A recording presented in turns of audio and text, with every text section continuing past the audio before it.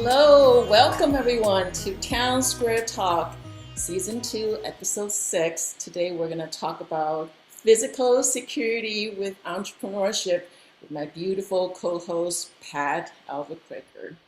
Hello, everyone. And we're so happy that you're with us.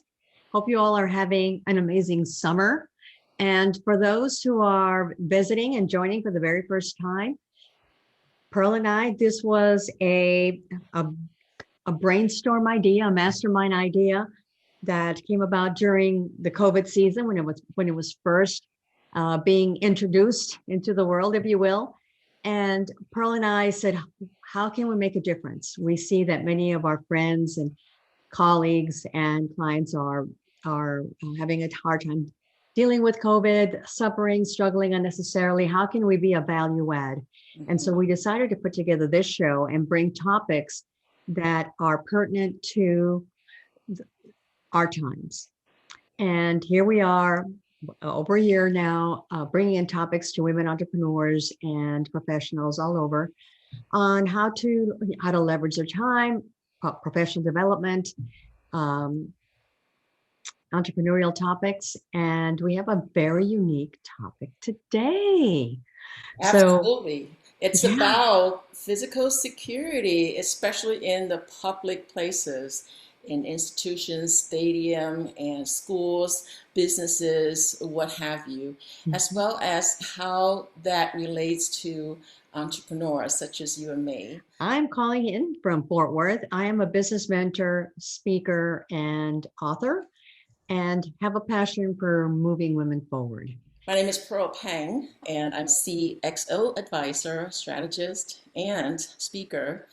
I have my work documented on my website, so if you're interested, it's benchmarkmaven.com.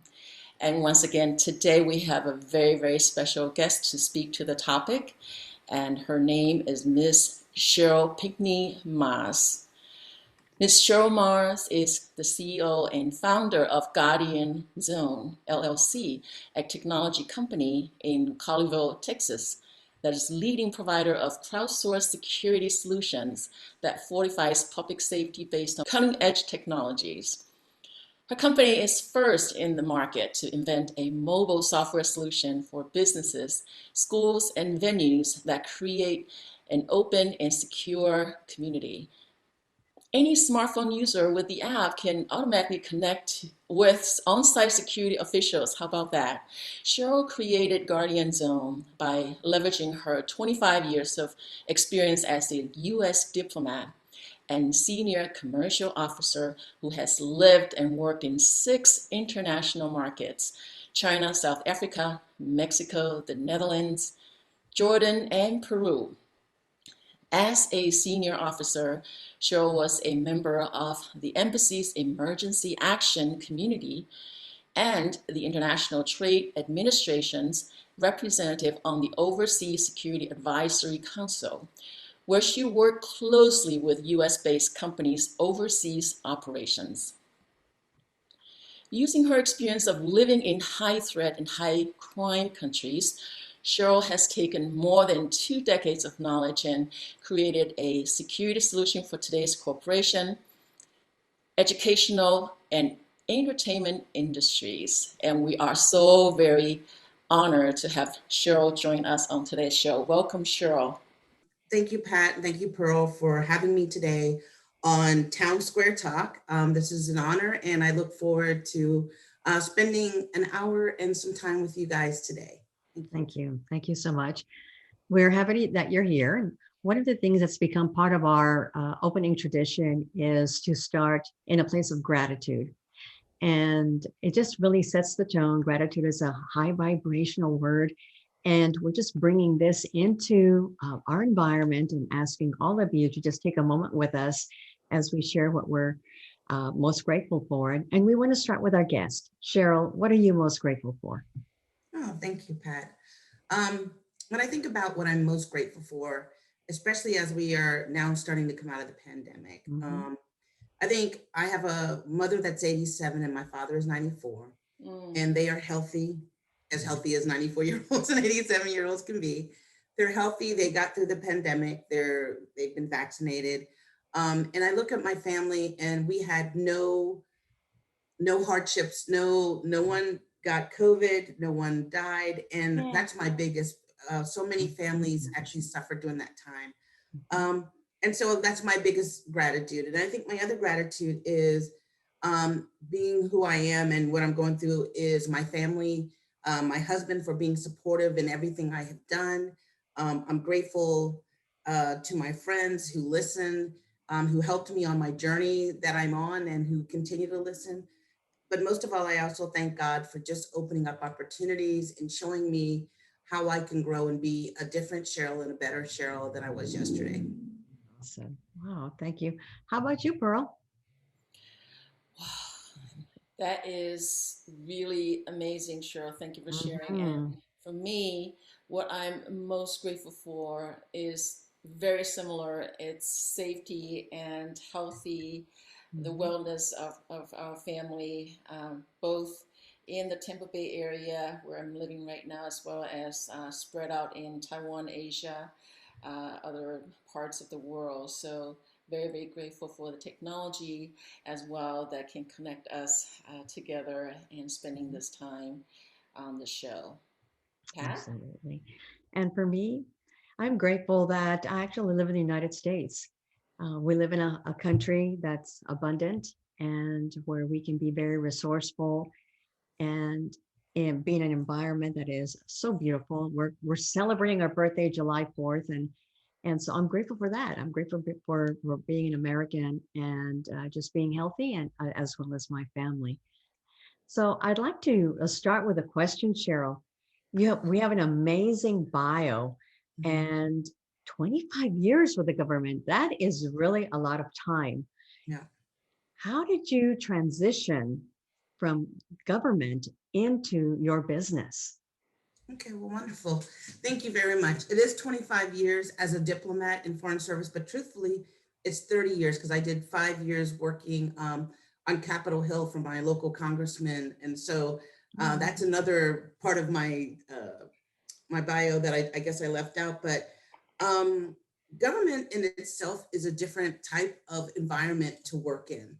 And it has a different mandate in some ways. And so when I was in the government, I, loved what I did. I loved being a diplomat. I loved going to foreign countries. I loved representing my government. And actually, what I did is I helped US companies who had products and services to sell internationally. I helped them find those joint ventures, those partners.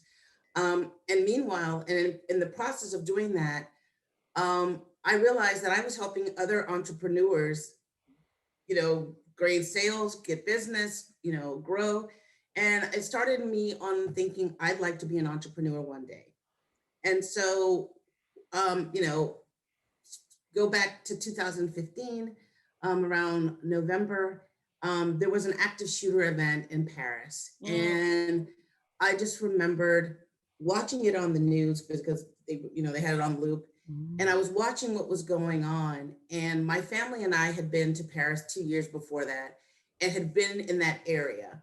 And I thought, oh my gosh, we could have been there, mhm, right? mhm, And so what made me start thinking about being an entrepreneur is I looked at what happened.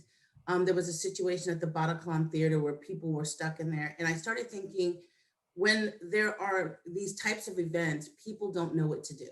right. And so I started looking at the training that we got at a US embassy on how to, to stay safe, duck and cover drills. How do we train our children? And right. so that was my first foray into Mhm. maybe what I want to do when I became an entrepreneur.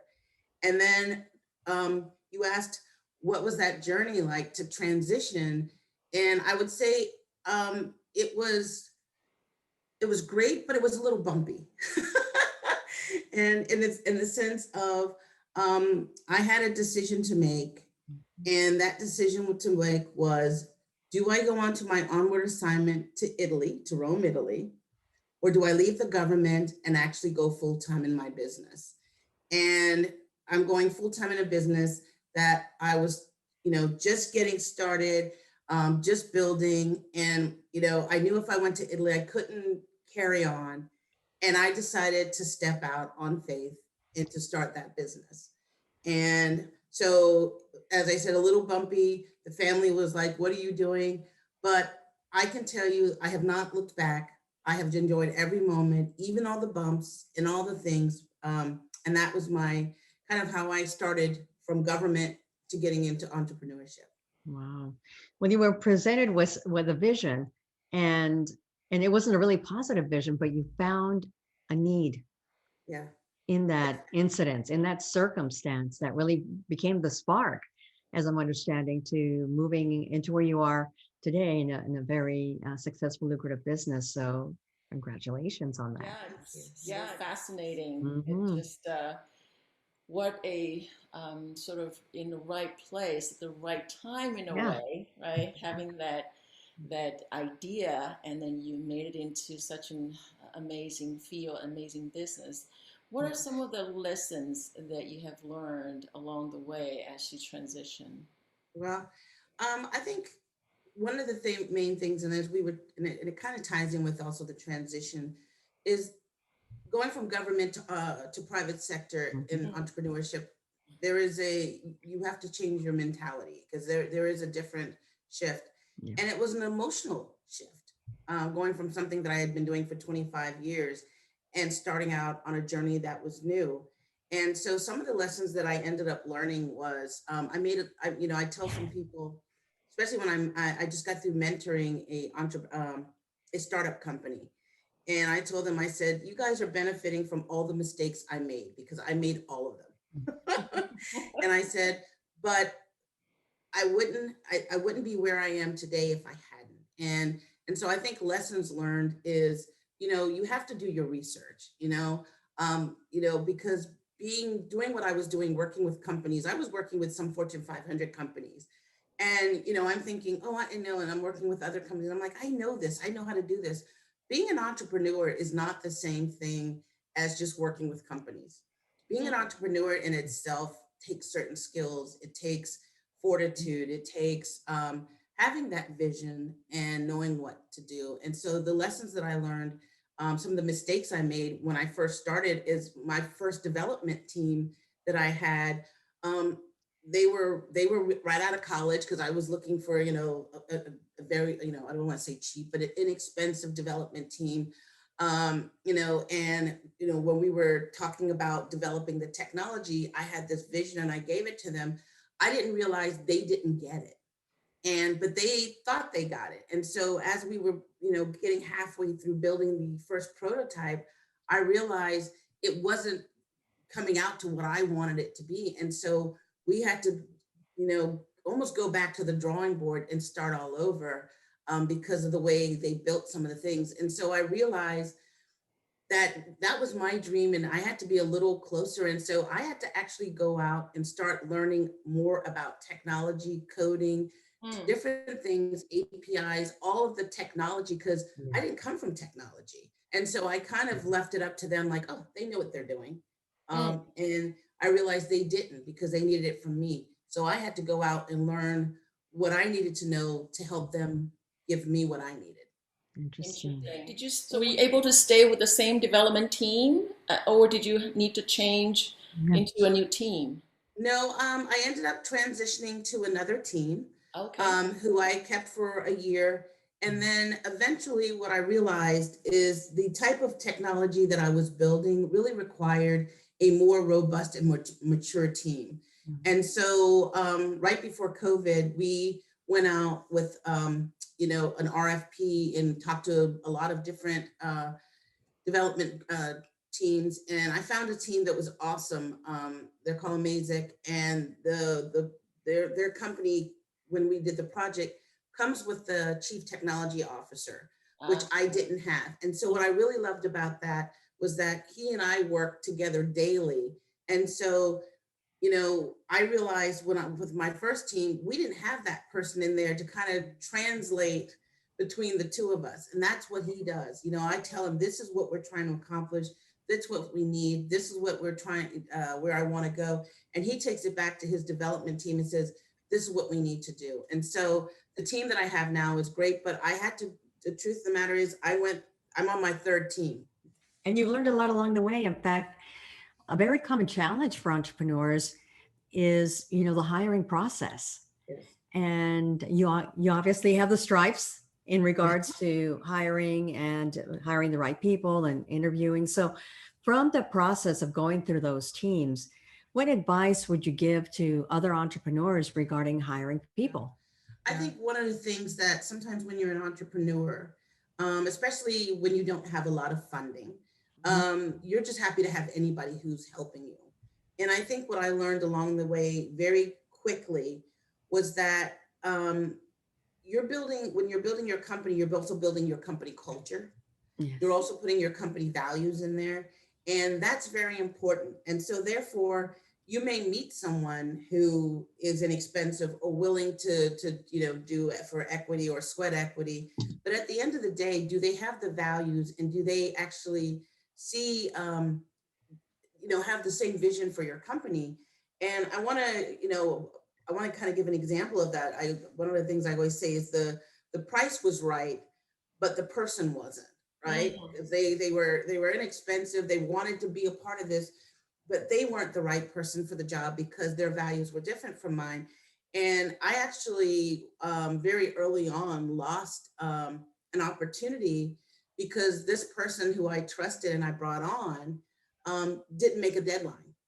And so, the company was already giving me kind of an opportunity because I was, a startup, and they were willing to do that. And I thought, wow, I've got this person who's helping me. And we were talking about it. And she said, yeah, I don't worry, Cheryl, I got everything covered. And so I believed her. And so, she didn't make the deadline, but I will say this about it. She had missed a couple of other deadlines prior. And so I think what that taught me about is that, and I think that's something as women, sometimes as we're bosses, we need to be the boss. And, it's not about friendship. It's not about all this other stuff. This is my company. This is my company's name and reputation. And so I need to be the boss on that. And so therefore, when I was doing this, and hiring someone, I needed to make sure that whoever I'm bringing in actually reflects what I want. And so, we're a small company now, and sometimes it's worth it to all of us just struggling through all the work together, the team that I have now, versus bringing on someone else when we're not ready or we're not sure of who that person is. Isn't that interesting? It's about the core values and how the values are aligned, right, Really? within the people that are inside of the company. And that's been proven, over and over again. It's not just Yeah. about the money. Exactly. And it's really interesting because, I'm a Microsoft startup company, and I'm in their program. I'm a Microsoft partner. Yeah, congrats. And, when you go to some of these, thank you. When you go to some of these companies, what you notice is that, I've gone to companies where you can bring your dog to work and, Yeah. blue jeans. And I've been to a place where they actually had a basketball court in the middle of their thing. And then I'm in security. I go someplace and everybody's in their navy blue suits with a white shirt and a tie. And so you got to know who you are as a company, as a startup when you're doing this, because if you don't know that, you may be giving cross messages either to your employees and also to your customers. And so are you the basketball court, fun loving, bring your dog to work company, or are you the conservative company? And neither is wrong, but you have to just know what message, because otherwise it's conflicting, and you sometimes don't get your customers for that reason because they don't know who you are. Yeah, it's about roles and responsibilities, right? Being Yeah. clear on Right. those as well. Yeah. That. And knowing your identity and knowing Yeah. what you value. So, yeah, that's a very important exercise as entrepreneurs to really sit down and go through that exercise. So many times when we think about the values, we come up with values that have been given to us by parents, church, society, Yes. and they may not be at the end really what we value. And that is really a good exercise, is to really sit down and ask yourself, what do I really value? If everything was taken away from you lost everything, what would be the four values that would really be most important for you, and then getting really clear about those values. So yeah, that's a really important lesson Yeah. for entrepreneurs. And like you said, you went through several ups and downs and challenges, and different skill sets that you needed from corporate to entrepreneurship. And I know as we're all three of us, we're all entrepreneurs, and business has its challenges. So during those hard times where you're just like, oh my God, you're pulling your hair out, how do you keep your belief? Um, One of the biggest things, and I think I mentioned it earlier, is I'm a Christian, so I pray a lot, and I think I think becoming an entrepreneur, I pray even more than I did before, and that's really important, and I really do believe that God answers prayers, and so I see, right before COVID, when things were really getting crazy, and I thought, Guardian Zone was not going to make it. All of a sudden, we got into the Microsoft startup program, and so to me, that was kind of God's kind of thing, like, look, Sheryl, it's okay, keep going. Even though a lot of the customers that we had, because we were looking at stadiums and places that in the public, and of course, everything was shut down during COVID. By being a Microsoft startup partner, it allowed us to really survive through COVID. So I of course, God. But I think the other things I would say, friendship. I'm amazed at how many of my friends are entrepreneurs. And so therefore we are going through this journey together. And so, they're in different, I have friends that are entrepreneurs who are in technology. I have a good friend who, owns two pizza restaurants, and, what was going through COVID. So we all kind of support each other. But I will say this to people, and this was said to me a long time ago: don't get into entrepreneurship assuming or expecting to make a lot of money. It's a journey, it takes time. And so, therefore, whatever you're doing, you have to believe in it and you have to love it, because you're going to have more downtime than up times. And if you believe in what you're doing, you will continue and you will continue to fight. But if you don't, you'll, at the first biggest hurdle, you will give up. And so, I guess that's what it is. I actually believe in what we've created, and I believe what we're trying to do. I love it. It's that passion, right? You have to remember the passion and the why of why you went into business, because it's the why that's going to get you out of bed. Yes, yes, It's the yes, why yes. that's going to get you out of bed. And like you said, you're not going into the business expecting to make all this money. Right. And one of the lessons that I've learned from being an entrepreneur is to trade expectations for appreciation. Hmm. Yes. And so how does that show up for you? Um, when I think of expectations and appreciation, I see that, and I kind of turn that around, because I have a saying that I sometimes use, and I say, go where you're celebrated, not where you're tolerated. And that's kind of a saying that I use, that especially and I guess more because we are in a technology is a male dominated environment, and security is a male dominated environment. And so it's tough as a woman, and a woman of color, to be in those industries. And so, but even as I go along, there are champions out there that have been out there, who are helping me, who are giving me opportunities, who are giving me introductions. And so what I realize is, sometimes I'm chasing one potential customer and maybe they're not being as receptive. And then all of a sudden, here comes this other customer.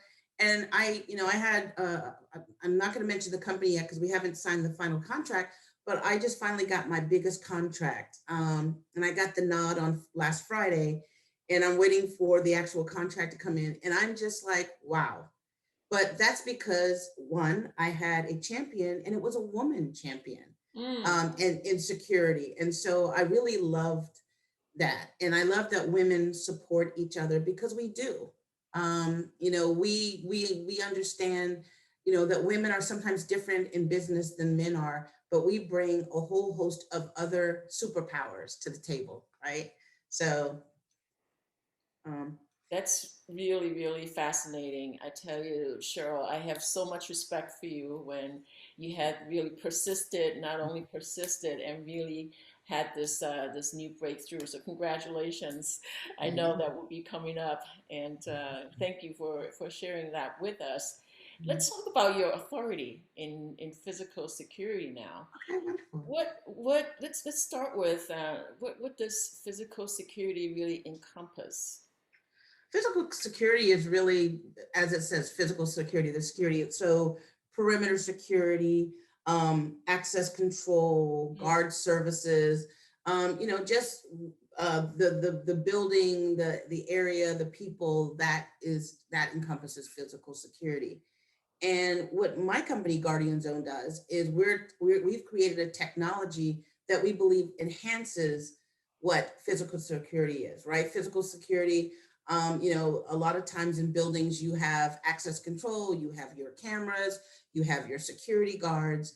mhm. And what we're saying now is Guardian Zone is like that new technology is coming out there. We're saying in large public places, how do we get information to security to help keep us safe in those areas, be it outdoor concerts, be it indoor concerts, malls, things like that. How do we do that? And we're like, Guardian Zone is a technology for that. And so what we've done is created a technology that allows people with a mobile app to be able to engage with security. We are a B2B company, so we do contract with the company, but at the end of the day, it's for their staff and for the public to be able to use this technology so that we can keep everyone safe. We're trying to empower people to protect themselves.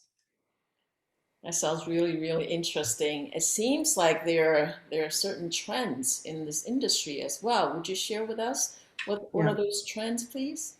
There are some trends going on. I mean, right now we have a lot. Right now is AI. Mm, We see a lot of AI, machine learning, mhm, facial recognition, and other things. Like I said, access control is very big. If depending on where you live, like I was just talking to a potential customer, and they're in New York, and so they have access control. They have all of this other things. So Guardians would be more of an add-on to what they're doing. mm. However, if I'm here in Dallas, there are buildings that don't have access control. You can literally drive into the underground parking lot, get in the elevator, walk upstairs. They may have a security guard sitting at a desk, but he doesn't talk to you, and you just go up in the elevator and go where you're going. And so, building managements are beginning to look at those different types of things. And, if I'm in your building, if I'm in the atrium, there are some buildings here in Dallas, and Pat, you may know, they're so big, they have atriums, they have restaurants in there. So people from all over the other buildings go in there. And so what happens when there is an emergency? How do you get information to those people quickly? And how can those people get information to security when they see something? And that's kind of what Guardian Zone is trying to solve, is we see that gap in some of, access control is great. This technology is great, but this little sliver here, there's a gap, and we want to fill that gap so that we can keep people safe. One of the biggest things that we're concerned about is active shooters. That's, unfortunately, even since COVID is over, we've seen an increase in active shooters. Mhm. And so, we're saying to our technology, to people and our potential customers, we need more technologies like Guardian Zone out there because it's not safe right now. And I think because of the pandemic, people being inside, mental health, unfortunately, the economic crisis has really put a emotional and mental burden on some people, and they're taking it out. But we need to stay safe out there because as Pat mentioned earlier, we're Americans. We want to go out there. We're fighters. We want to go out there and be out there, but let's be out there safely, Yeah, right? exactly. And now more and more, the different cities and states are opening up. So, Yeah, I've been, but especially in sports, baseball, concerts, yeah, there are people out there. Before it was, the population was sparse, but now, I look on television and I mean, yeah. it's like full capacity now. Right. And it makes you really stop and, and think about that. And not only the physical security, but I think there are some things, especially for women, that we should be conscious of. And with everything that you've gone through and everything, and the way you're supporting businesses, and I know you have a daughter. How Yes. would what advice would you give women regarding their safety? Um, what I tell people first and foremost, in this world today is know your surroundings, know where you are. As you know, we are a smartphone culture, and I can't tell you how many times people are in their smartphones. And so therefore, things are happening around you that you don't know. And so, so be cognizant of where you are. Like as we were just talking about how it's been a little crazy this summer with some active shooter events happening in multiple cities. Um, in the one at the shopping center in Colorado. There was one that was stopped at a Walmart here in Texas. I tell people, do you know where the exits are? If you need to run if you're in that building and you hear something, do you know where the exits are? Do you know how to get out of there? Think about those things. Be aware. Travel in groups. You know, when we've always been taught, especially when we were overseas, when we went places, travel in a group. You know, don't travel always by yourself, especially at night as a woman. Travel with one or two girlfriends. You know, those are the kind of things. Just it's almost common sense, but we sometimes don't do it. And I used to get on my daughter who was at NYU, and I'd say, "What are you doing?" She's walking across campus by herself at 2 a.m. And I'm going, "No, that's not what you're doing." But she'll go, "Mom, this is New York. It's like daytime. There's 100 people on the street." Yeah. But that's not everywhere. And so I think as women, we have to really be aware of our surroundings and take our personal security very seriously in this day and age. Yeah, also self-defense tools and Yeah, yeah. self-defense ways. Yeah. Actually, believe it or not, my daughter, when she was in 8th grade, when we were in Peru, we lived in Lima. The embassy actually had someone come in and teach, like you said, self-defense, and more like when you're in a crisis. So it was more like if you're being attacked, this, you know, not karate, but when you're being attacked, this is what you do. You know, your goal is to get away, Right. not to stand and fight, because you know most time men are going to be stronger. So your goal is to just do that. So think about self-defense. Think about, you know, being in shape. You know, even myself, I told my daughter, I said, she's like, you're on a diet again. And I'm like, well, I put all that COVID weight on and I need to get it off. And I said, because I sometimes think, well, what if something happens in a building? What if there is an active shooter event and I need to run? I want to be able to know that I can actually save myself, right? And I can actually do things like that. So that's really, really important.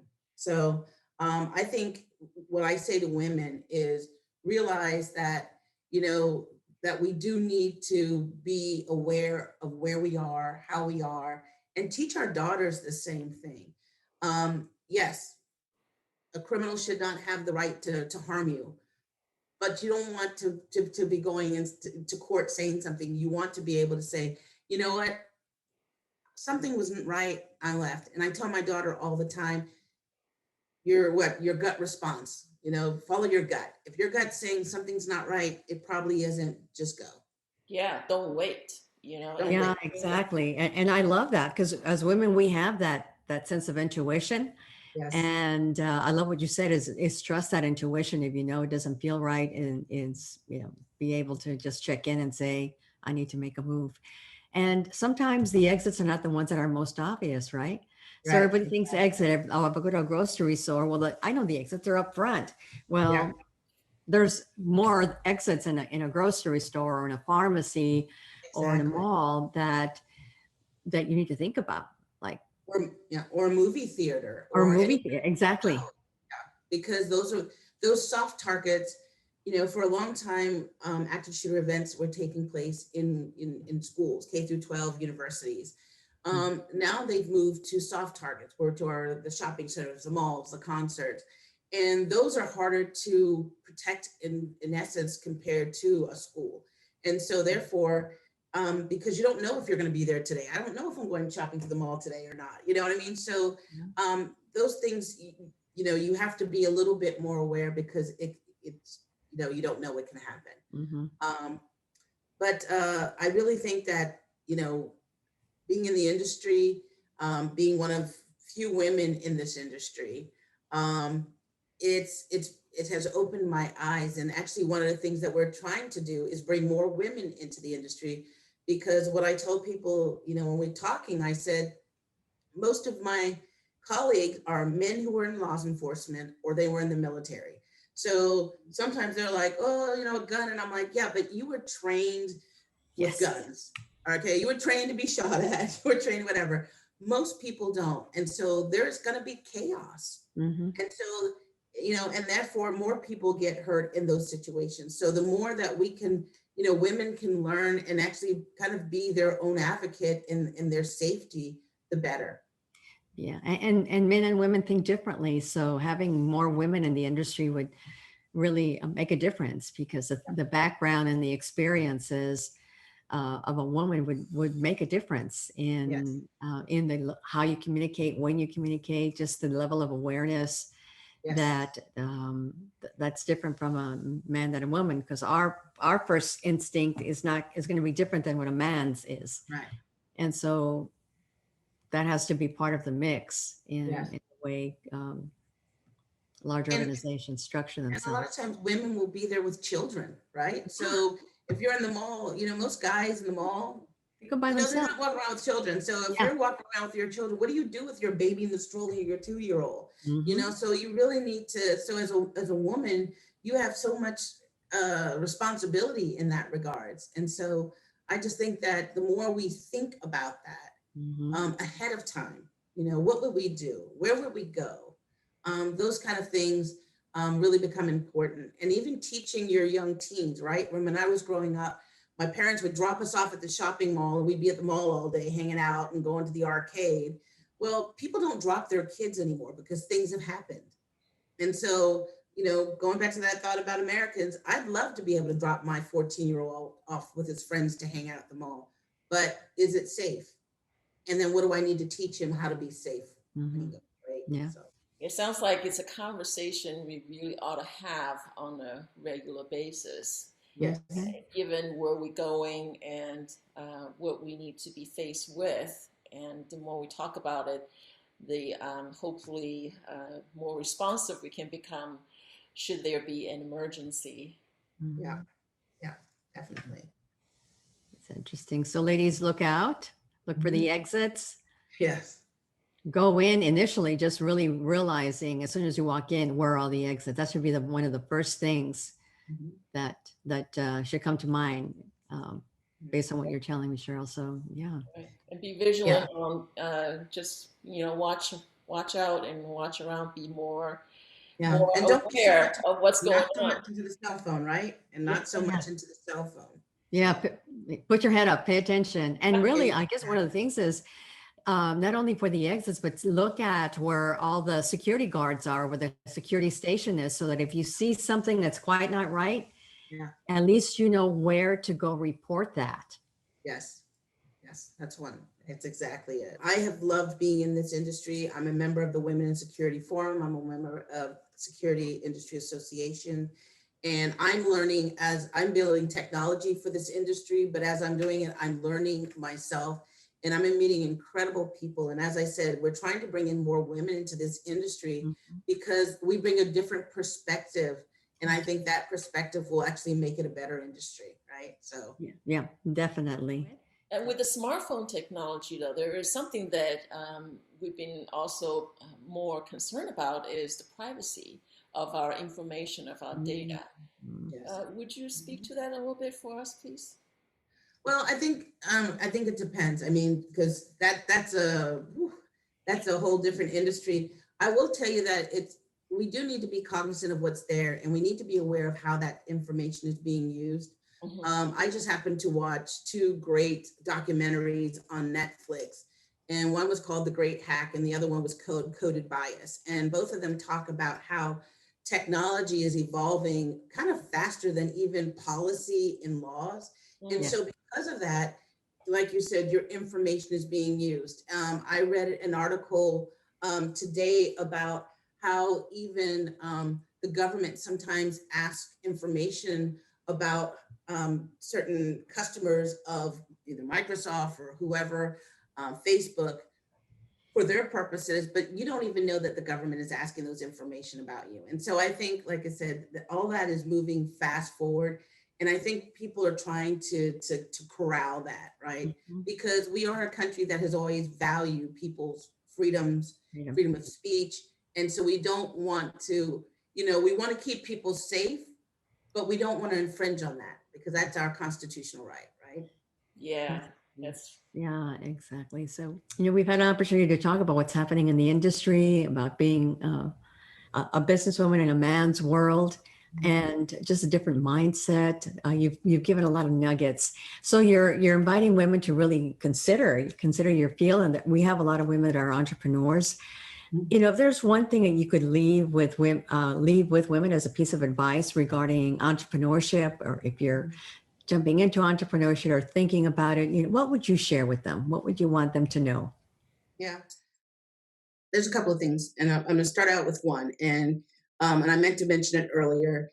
The Small Business Administration is a great resource for women and they have programs for women entrepreneurs. They also have underneath them an organization called SCORE. Yes. And SCORE has a lot of retired executives or entrepreneurs themselves who for free volunteer to teach you about sales, putting your business plan together. So that's a great resource that's free that you can utilize to get yourself going. What I would say about entrepreneurship is just do it. And what I mean by that is I know people who overthink it. I meet people all the time that says, I wanted to be an entrepreneur, and sometimes we overthink it. If we think we have a great idea, if we have a passion for something, just do it. And that first step is the hardest, but once you get going, you'll go, wow, I'm glad I did it. And I was talking to a young woman the other day, and she was a mentor with me on a program called FedTech. And we were actually mentors for other entrepreneurs. And she was an entrepreneur. And she goes, after doing this program, it was a 10-week program. She goes, yeah, I just quit my job. I'm going to be an entrepreneur. And so I just thought that was amazing. But sometimes you need that little push and you need that guidance. I just tell people I love it. I just think that if that's your passion, do it. You will not regret it. Yeah, definitely. Thank you. I appreciate that. It certainly is a journey and a lot of lessons to learn. It teaches, I think, into entrepreneurship teaches us a lot about ourselves. Yes, it definitely does. I think like I said, it's emotional, it's mental, and you will go through hard times, but I have met some incredible women. It's amazing how once you kind of get into this, how all my friends have become people who are all entrepreneurs, and having that sisterhood, it's really amazing. I have women who are in security, I have women who are in technology, and we're constantly learning from ourselves. And I think what we're teaching our daughters, I have a daughter and she's seeing her mom as an entrepreneur in what I'm going through. And she helps me out. She does research for me sometimes. And what I think is really great is that she's seeing, wow, I can be an entrepreneur. When I was growing up, it was all about get a great job and hold on to it, right? Yes. And then retire, right? And so I think it's amazing that we're now telling young women, be an entrepreneur, be the leader. And I think that's great. And really, it's opened. COVID has opened a lot of women's eyes, and a lot more women are now going into entrepreneurship than ever before. Yes. And they got used to enjoying what it is to have that flexibility of working at home. And many women, took the brunt of the layoffs. Yes, they did, and they've been slow to come back to the workforce. Yes, but I do. I think actually women are I think the fastest growing segment of entrepreneurship, and I think that's amazing because I think what that's saying is I think it's going to change the dynamics in a lot of different industries that are male dominated, and I think it's going to. I think it levels the playing field, because you hear from women who are in technology and they're like, I love technology because it's so male dominated. But now you have women are going in and we're supporting each other. And I just think it's a beautiful thing. It just reminds me of how when I was in college and I was supporting my father by writing inquiry letter because he was an entrepreneur having a manufacturing company based in Yes. Taiwan. So that's kind of, in a way, my intro into being an entrepreneur. Yes. So it's awesome to hear you say that you are sort of chaperoning your daughter, right, Yes. into a field that she could probably leapfrog forward once she gets into that right space and right time. Yes. And Yeah. I think one other thing I'd like to leave with the Yeah. audience is that there are, especially if you're in technology, there are a lot of technology cohorts in your different cities. I know Texas, just wow, we're like the new Silicon Valley. We have so much support here.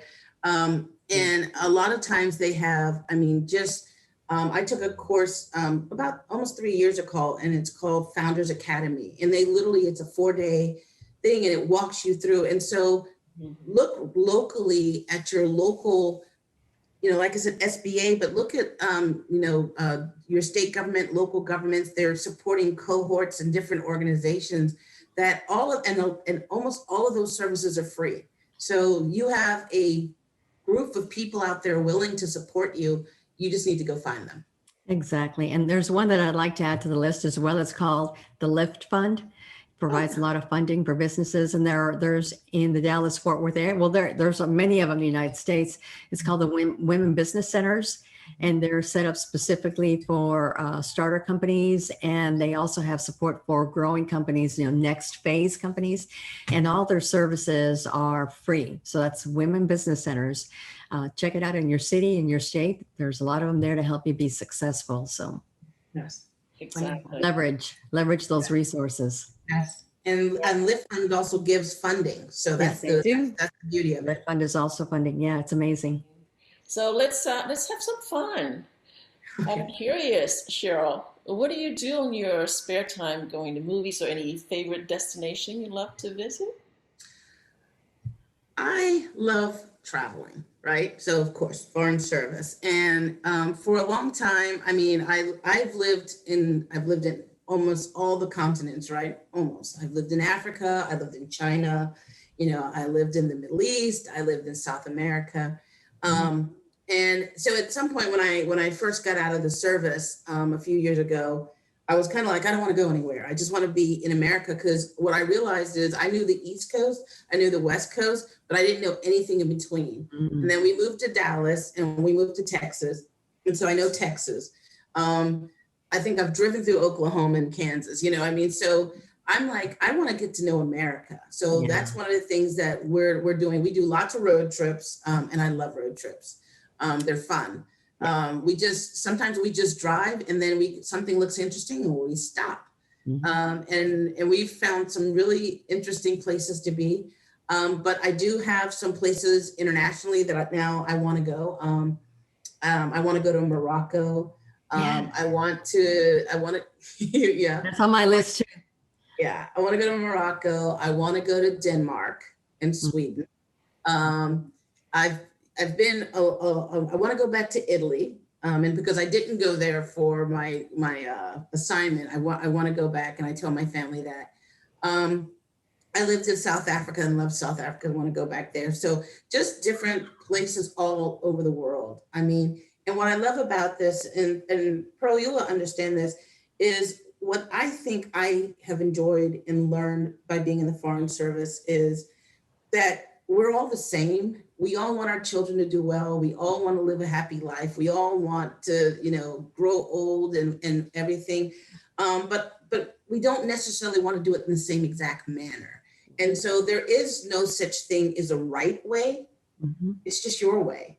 And I think I'm a lot more inclusive in that, because different cultures do things differently. And I've learned, I had a best friend who was from England, and I'll never forget, something came up, and the way she approached it and the way I approached it was so different, but that didn't mean it wasn't right. Yeah. So I would say that's traveling. I just came back from South Carolina. And that's where I'm originally from Charleston, but Charleston is growing by leaps and bounds. It's beautiful. So I'm putting in a plug for South Carolina. Charleston specifically, it's a peninsula. It's got barrier islands, got great beaches, great food. And then believe it or not, this weekend, we're going to New Orleans. Fun. Oh, how And fun. in New Orleans, we're going to be there for 4 days. We rented an Airbnb. So traveling is one of the big things. I also like reading. So I do have a lot of books on entrepreneurship and all that kind of stuff, but I also have, I do like horror. I've always liked Stephen King and Barbara McCammon, which is kind of strange. Why? Isn't Yeah, like I mean, when you enough? say that, people look at you like, I thought you were a very serious person until I heard that. But I like that, and I think, I won't tell you some of the other movies that I watch, but I watch with my son because we're the only two in the family that will sit down and watch a horror movie. But I just love that. I like being scared. I love that whole, post-apocalyptic life. Yeah. But like I said, I'm all about enjoying life. And the world is and once you've lived abroad and you've done things, you realize the world is not as big as you think it is. Yeah. And so therefore, what's beautiful about America is that we have all these cultures and we have all these different types of people. Yeah. So, maybe you're not going to travel to India, but guess what? There is an Indian restaurant or an Indian festival happening somewhere near you. Yeah. And when I lived in Washington, D.C., that was one of the beauties, that there was always stuff like this. So that's what I do for fun. I love learning about cultures, people, reading, movies, just enjoying life. Yes. Yeah. And I tell you, you appreciate that day, live your day to the most. And I love travel also. But this coming weekend, my husband and I were going to Pensacola, Florida. It's the first time that we've been there. We're going with a family that has, as a tradition, has gone every year. And so it's for the first time we get to go and we don't have to plan it. Wow. So it's like, oh my God, we were just talking about that. It's sometimes just to be in the flow of a vacation and allow others to step in and lead is something that we're absolutely going to learn, and just the juiciness of just being able to experience a new culture. Yes. I like to read too. One of the books that I just bought that I'm going to read on the plane is called Never Split the Difference, Negotiating as If Your Life Depended on It. Yeah. By Chris Voss. So I'm looking forward to that book and to enjoying a 4th of July weekend in Florida. How about you? How about you, Pearl? Oh, geez. Talk about travel, right? Oh my gosh. I love going places as well. And definitely want to go to Sweden because that's one of my business partners is based out of in Stockholm. So, of course, all the Scandinavian countries, as well as Australia, New Zealand. My dad used to rave about it when he came back. This was over 40 years ago. So those are the totally two different places that I must go. Morocco as well, South Africa and Europe, all different places. Clearly travel really give us that in-person contact, right? Getting to know the culture personally. So it's very different from watching it somewhere or, experiencing it not necessarily within its own native or organic environment. So I totally love travel myself and reading. Oh my gosh, so much to read. Yeah. The more you learn, the less you know. Yeah, well, that's true. And it's funny. I'm actually mentoring 2 young women. And one of the things that I've been telling them is that that traveling the world has taught me how to be cognizant of the cultures within my own country, right? Absolutely. And so that's also one of the things, like you said, there's the male female thing, but you know what? There's African Americans, there's Hispanic Americans, there's Asian Americans, and we all come with our culture as well. And we're Americans, but we still have the other subcultures that we grow. And so by being all over the world, I lived in Beijing, China for 3 years. I lived in Africa for 4 years. I lived in all these different places. I lived in the Middle East. And so what I realized is I actually can appreciate those cultures in Americans who have those subcultures and so by being there, when I'm working with someone and say, for instance, they're Arab American, I understand some of the things that may be offensive to them or things that whatever. And so as Americans, we may go, well, get over it. Well, you know what? Culturally, this is what they were raised with. And being that cultural sensitive, I think that makes you a better person. But I think as an entrepreneur and when you're building a company, being able to have that, I think that makes you a better company too. Yeah, I think so too. It adds depth to, for sure. You're such a fascinating person, Cheryl. There's so much depth and width to you and your experience. It's really, it's a pleasure to get to know you. I know people are curious and they're going to want to know how to get a hold of you. So if they want to do business with you, if they are interested in the industry itself, how would they get a hold of you? You can send an email to me at info@guardianzone.com. They can also send one to my personal email, spmaas@guardianzone.com. There's my website, guardianzone.com, and they can just send a message there and I'll get that. Please reach out to me. I'd love to talk to you. And if you visit my website, just want to talk. If you want to talk about the industry and just have a conversation, if you want to talk about business, I'd love to do it. Like I said, I love sharing what I've learned, and that's why I do my mentorship. But anybody who wants to know, they're starting a business and they just go, "What was the name of that organization? SCORE or whatever." Please feel free to reach out to me. Wonderful. Thank you so very much, Sheryl. It's such an honor, and I had a wonderful time, great conversations. Thank you for being on our show. Thank you. Well, Pat, we got some interesting show coming up next month. Yes, we do. 28th? July 28th. Yep. And we're going to be talking about what's trending in lifestyles these days. There are some digital nomads, as well as different ways of living, experiencing many, many different things. So it will be such a fascinating conversation. Absolutely. So join us. This is good. Our conversation is with a subject matter expert on international lifestyles, and it's going to be interesting to hear what is happening regarding the movement of Americans and where they're going to and where they're choosing to live. And oh my God, join us.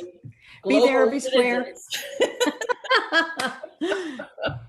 Yeah, it'll be very, very interesting. So please come back and join us on July 28th, same time, same channel. With that, we end with our quote for the day by Nicole Sundine, an influential speaker and trainer in the field of personal safety, violence prevention, and victimization. Feeling confident in your ability to protect yourself empowers you to live with less fear and more freedom. Yes. Well, once again, thank you, Sheryl Pinckney-Maas, for joining us on today's show. Thank you very much. Thank you. We appreciate it. We appreciate your wisdom on the industry and entrepreneurship. And I know that we'll keep in touch because you're right in my backyard. Bye, everyone. Take care. Bye. Until next time. Thank you very much.